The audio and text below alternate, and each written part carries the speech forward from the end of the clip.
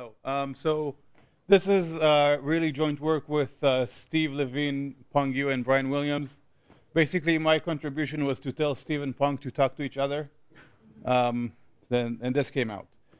So to get effective human-robot teamwork, we need the robots to do two things, right? We need the robots to recognize the human's intentions, and we need them to adapt their plan or adapt what they're doing to basically help the human rather than just keep going with whatever it is they were doing.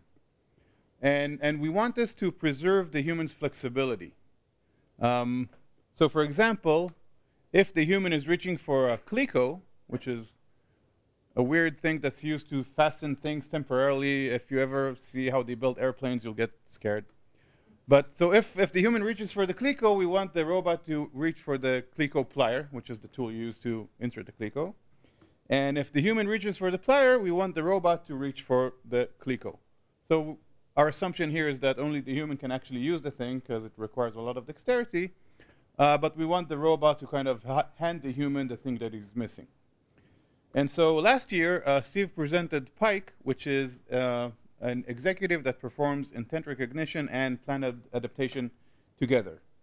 And so just to kind of remind you of that, this is a video of basically the same demo that we showed at ICAPS last year. So Steve is picking up the clico plier, and right, so the robot sees that Steve picked up the plier, and so it's going to pick up the clico. Yeah, someone did some editing, and hand Steve the clico. And then there's a second choice there where there's a second clico, and Steve decides to do nothing, so the robot hands him the clico. So this is what we had last year, right? So I'm going to briefly explain how Pike works, and then I'm going to describe the extensions that we made for this year. So Pike operates over temporal plan networks, which is basically that type of thing. So, how do you use the laser? This? Good.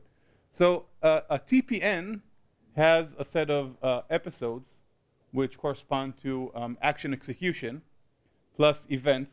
So there's events at the start and end of each episode, which I didn't draw, and then there's some events that coordinate. And so each episode is also associated with a duration. So robot picks up clico, is going to take between 4 and 6. Robot hands clico to human, is going to take between 2 and 3, and so on. And for now, we assume that all of these durations are controllable. Okay? Now, one more thing we have here is choice events, or choices, right? So here, this is a choice that the robot makes, right? So whether to pick up the clico or the plier.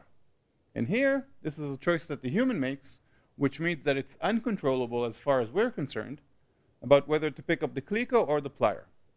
Now, the episodes and events are labeled by these choices. So these two episodes and the events between them are labeled by B equals clico, which means that we are only going to execute them if the choice B equals clico is true, and otherwise, right, this is going to happen, so B equals plier. And same thing with the choice of the human. So this only happens if C equals clico, and this only happens if C equals plier. So this is a compact way of representing plans with choices. So this is a formal definition, right? Events, temporal constraints, episodes. Sorry, I forgot to mention. There's also an overall temporal constraint here. So you can't have just a temporal constraint without the episode. So you have a TPN is composed of events, temporal constraints, episodes. Now, the durations could be controllable or uncontrollable. Previously, we assumed they were controllable. This year, I'm going to explain how we handle uncontrollable durations. And you have your decision variables or choices, which, again, are controllable or not. And what you also have is a background plant model, which could be described in PDDL, right? So that's basically the preconditions and effects, right? Which could be PDDL 2.1, for example. And so the way Pike works is it needs to ensure two things, right? It needs to ensure that the choices it makes are causally correct and temporally correct. Pike also dispatches actions at appropriate times. So in order to get the causally correct choices, Pike extracts labeled causal links, which I'll explain in a second. And in order to make temporally correct choices, it performs labeled all-pair shortest path, which I'll also explain. Now, Pike preserves flexibility by only eliminating a choice for the human if that choice is guaranteed to lead to an infeasible solution. So if there's even one remote possibility of some uncontrollable choice succeeding, then Pike will not eliminate it. Okay? But if there's no way to succeed with that choice, then Pike will tell the human, you can't do it. Right. So the labeled causal links are quite simple. So let's look at this example. So we have an action here, human uses plier. It's got two preconditions, human has clico and human has plier. So there are two possible achievers for human has plier, right? Either robot hands plier to human or human picks up plier. The thing is that none of these actions are actually guaranteed to happen, right? Because they're labeled by B equals plier and C equals plier. And therefore, these causal links are also labeled by the same guard condition, okay? And same thing with human has clico, right? The labeled causal links are from here with C equals clico and from here with B equals clico. Now, what Pike does is it infers basically constraints that look like this, right? So it says, if B equals clico, right, then there's no way that B equals plier, and therefore C equals plier needs to be used to achieve this precondition, right? So it can kind of do that in all directions and infer C equals plier if and only if B equals clico, and C equals clico if and only if B equals plier. And I'm not going to explain in detail how this works. You can look at Steve's paper from last year. But we extract these and put them in knowledge base, basically. Now, the other thing is making temporally correct choices. So in theory, you can look at a TPN as representing a lot of STNs, right? Simple temporal networks. So for each full assignment to the decision variables, what we get is basically an STN, right? So if we make the choices B equals clico and C equals clico, we end up with this. And if we propagate the temporal constraints or the durations in a very standard way, then we get that this is going to happen between 8 and 11. And since we assume all durations are controllable, this is fine. It's consistent with 0, 10. All right. So we checked one option, right? Now we can check B equals clico and C equals plier. Again, this is going to work, right? But we don't really want to do this exhaustively for all possible assignments. So what we do is we basically do the same propagation except labeled. And so event D is going to happen sometime between 6 and 9 if B equals clico, and sometime between 5 and 8 if B equals plier, right? You can kind of sum up these durations and see that. And event E is going to happen between 1 and 2 no matter what choice C makes, because it has the same duration. And so we can kind of do this propagation, and we get a much more compact representation. And again, the details are in the paper from last year. Now, we made two extensions for this. So the first one is handling uncontrollable durations. So we're going to basically do strong temporal controllability in this TPN, or labeled STN, right? So now we can actually assume that some of the actions have uncontrollable duration, kind of like an STNU with set bounded uncertainty. So we know that robot picks up clico is going to take between 4 and 6, except we can no longer control how much time this is actually going to take. So just a bit of background for those of you who might not know this. There's a very easy way to check strong controllability of a simple temporal network with uncertainty. So there's no labels here. By basically adding constraints to avoid squeezing the uncontrollable durations. So in this example, STNU, we have two uncontrollable durations, A, which is going to take between 5 and 10, and B, which is going to take between 1 and 2. And we have two additional temporal constraints, or required constraints, C, which needs to be greater than 4, and D, which is 0 to infinity. Now, we don't really like this temporal constraint, because it's between two events that are the ends of uncontrollable durations, which means that we can't actually control when they happen. So this is kind of hard to make sure it holds. But, so we want E1 to happen after E2, right?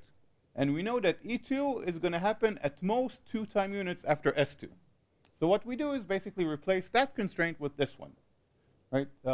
E1 has to happen at least 2 time units after S2. And that's going to ensure that the previous constraint is always going to hold. Now, we still don't like this constraint, because this is a requirement constraint that comes into an uncontrollable event. right, a contingent event. And so we basically do the same reduction of this constraint through this one, and we end up with minus infinity 3, which kind of doesn't really work with the 4 infinity, so this ST nu is not strongly controllable. Okay? So that's all well for ST nus, but we are working with TPNs, which have these labels, right?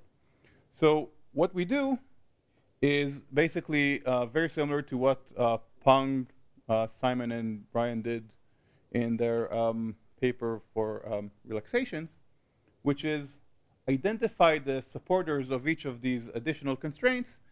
And what we do here is these new constraints are going to be guarded by the conjunction of the supports. So right now, this constraint is going to be labeled by y, and this one is going to be labeled by z. So when we do the reduction, the new constraint is going to be labeled by y and z. Okay? And when we reduce y and z through x, the new constraint is going to be labeled by x and y and z.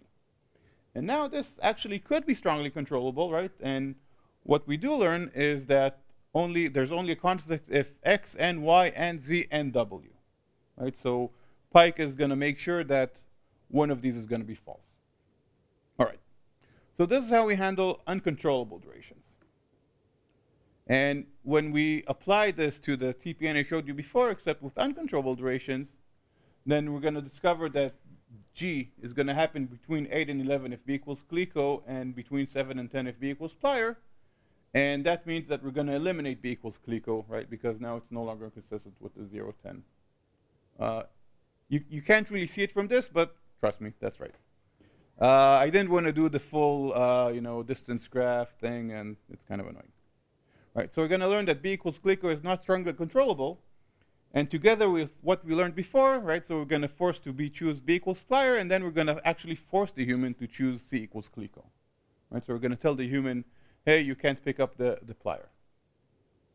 All right.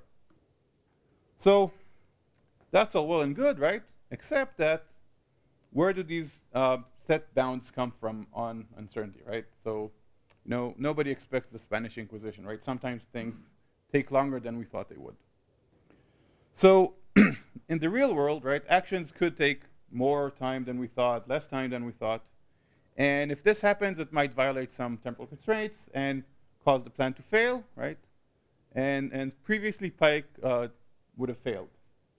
And this actually might be something that might be interesting to put in Ross plan, right? If something takes too long, we want to do this, right? We want to negotiate with the human to maybe relax some temporal constraints or maybe tighten some uncontrollable durations in the future in order to restore feasibility.